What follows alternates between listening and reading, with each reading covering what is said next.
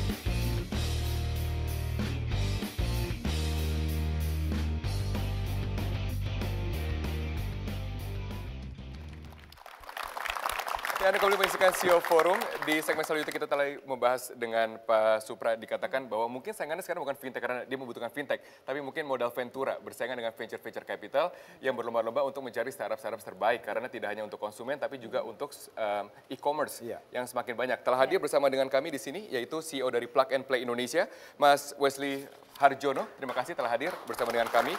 Dan juga CEO dari Mandiri Capital, Mas Edi Danu Saputro. Selamat malam Mas Edi, terima kasih telah hadir bersama dengan kami.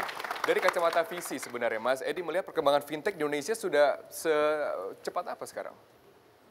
Ya memang startups kan mayoritas kalau ditanya sama startup kalian butuh apa gitu. Jawaban paling klasik ya kita butuh modal gitu kan. Padahal kan Berapa money does not minimum solve uangnya, Mas? everything gitu kan. Ya kita selalu bilang gitu ya memang kalian butuh modal karena mereka kan belum bankable. Mau mencari modal ke bank juga mayoritas ya akan ditolak gitu. Mau IPO udah masih terlalu jauh gitu. Jadi mereka memang startups mayoritas akan lari ke venture capital. Selama ini di Indonesia memang venture capital yang aktif bermain adalah venture capital yang membawa modal dari asing. Mandiri Capital sebagai anak perusahaan Bank Mandiri, kita sejak tahun lalu kita aktif. Kita nggak mau kalah juga dengan visi-visi yang dari luar negeri ya. Kita juga aktif untuk mulai invest ke startups. Tapi apa yang dilihat dari startup Indonesia sekarang, khusus dari fintech? Apa karakter yang harus dipunyai sebuah fintech agar dapat disuntikan dana oleh Mandiri Capital? Ya, mungkin kita lihat makronya dulu ya. Memang kenyataannya adalah kita tidak, saya setuju dengan para panelis, Pak Supra, Pak Baikuni, bahwa ini tidak selalu direct head-to-head competition ya, bisa komplementer.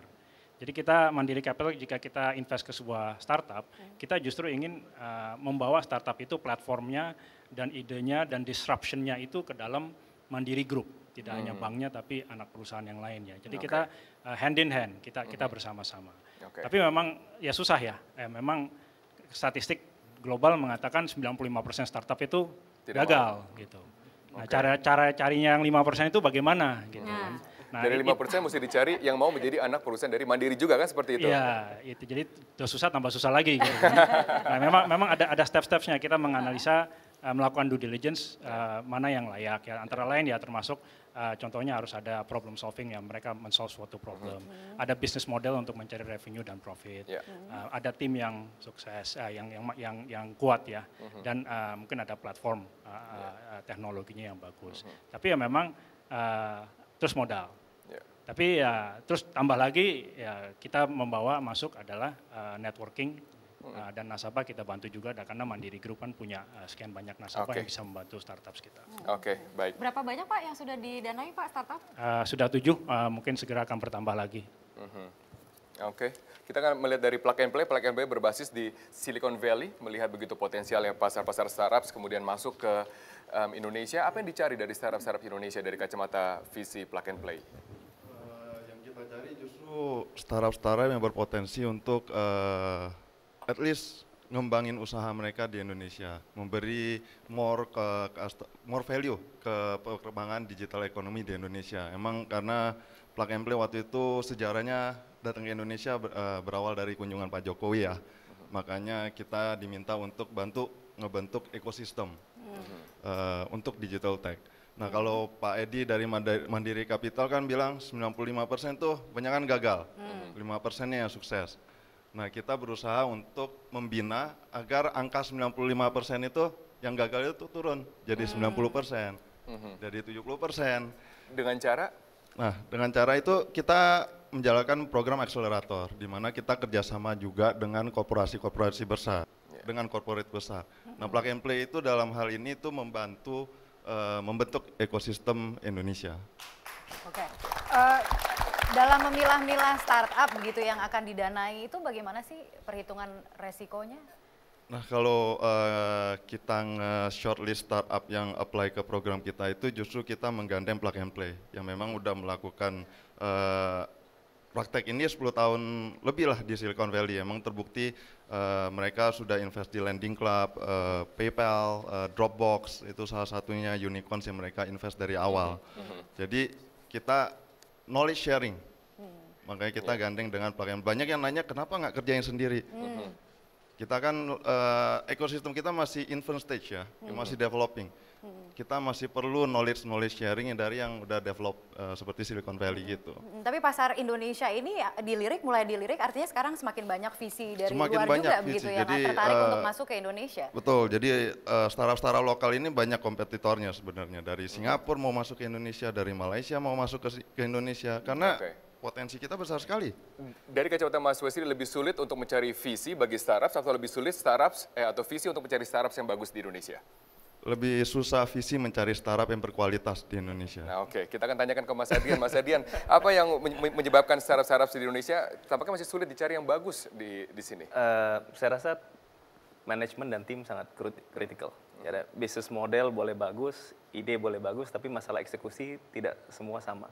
Jadi disitulah rasanya yang saya lihat dari asosiasi fintech dan dari pemain-pemain fintech di Indonesia adalah experience. Jadi rata-rata founders ataupun manajemen tim adalah experience. Saya pengalaman hampir 20 tahun di banking. Jadi dulunya Pak Adrian ini bankir loh. Sekarang jadi dia tahu sudah pain menanggalkan. points. Kenapa? Tahu pain points, tahu isinya, tahu how the process works. Jadi dari situ kita mencari bagaimana kita bisa mere-engineer bisnis proses yang selama ini dilakukan oleh perbankan. Dan itu adalah poin yang penting dalam in all VCs, apalagi kalau kita lihat dari luar adalah melihat bagaimana tim. Ya, memang kita lihat traction dari venture capital di luar sangat besar. Kita pun juga banyak dilirik terus terang, dan even kita udah round 1, sekarang kita persiapkan lagi round 2. Karena di dalam bisnis ini selain daripada tim, teknologi, bisnis model, tapi juga how do you scale. Kalau gitu, bagaimana kita bisa tumbuh. Bagaimana dengan untung rugi dari sebuah startup untuk datang ke visi dibanding datang ke bank atau sebaliknya? Apa untung rugi yang harus dipertimbangkan di sana? Saya rasa kalau dari sisi perbankan definitely tidak masuk ke kredit kriteria dari perbankan. Dari sisi usia perusahaan, profitability, fixed asset, itu adalah 3 hal yang dilihat oleh bank dalam melakukan credit assessment. Kalau kita bicara visi, mereka menginvest ya. Mereka menginvest, kita pun juga ya tentunya harus men-share equity kita, tapi dari investment itu kita bisa tumbuh 5 kali. Kita bisa tumbuh 10 kali. Dana itu dipakai untuk apa? 1, hiring people. Kita mau hire the best in the market. Ya terus terang kita banyak hire bankers. Ya. Secondly, teknologi. Kita bawa teknologi-teknologi baru dengan investment tersebut. 3, marketing. Sehingga ya tadi dengan modal tersebut kita bisa tumbuh 5 kali, 10 kali, tapi dengan cost akuisisi yang rendah. Dari tools Anda dengan BI checking misalnya, seberapa lebih advance tools Anda untuk menganalisa suatu resiko terhadap seseorang atau badan usaha dibandingkan dengan tools-tools yang sudah ada seperti BI checking? Mungkin kalau boleh dibilang data yang diambil lebih komprehensif. Dan bagaimana kita bisa mengambil data yang lebih komprehensif tersebut, kita banyak melakukan kolaborasi. Membangun ekosistem sendiri. Ekosistemnya adalah satu diantaranya dengan telcos, ekosistem dengan e-commerce. Di situ menjadi pusat-pusat sumber data di mana tadi kembali lagi fintech sendiri tidak bisa tumbuh tanpa kolaborasi. Walaupun demikian ada resiko-resiko yang perlu diantisipasi, resiko gagal bayar dan lain sebagainya. Kalau boleh tahu NPL-nya berapa sih sekarang? Kalau di Investri sekarang kita udah fasilitasi lebih dari 300 miliar, 0 NPL-nya. NPL-nya 0. 90 hari ya, jadi kita pakai hitungan NPL bank ya, 90 hari ke atas itu kita anggap sebagai NPL 0. Rata-rata jangka pinjaman kita cuma short term 2 bulan, jadi segmen yang nggak diisi bank. Rata-rata pinjaman modal kerja di bank 1 tahun, kita ngisi 2 bulan. Rata-rata returns buat para lenders 17%. Oke. Jadi kalau deposito 5%, belum lagi dipotong BI rate. Sekarang ya bisa hitung Oke, sendiri lah. ini tampaknya sekarang sudah semakin sengit nih penjualan antara fintech dengan bank. Apakah juga akan dapat mengambil pangsa pasar bank dan tidak hanya dari Investri, Modalku juga hadir di sini dengan pola yang hampir sama, memberikan pilihan yang lebih baik kepada masyarakat. Kita akan tanyakan kepada Modalku dan juga tanggapan dari bank setelah jeda komersial. Tetaplah bersama kami akan kembali sesaat lagi. Tapi tetap kita lakukan mitigasi ya. Karena kalau enggak ya kita kan nggak tahu, gelap kayak di hutan belantara gitu. Iya.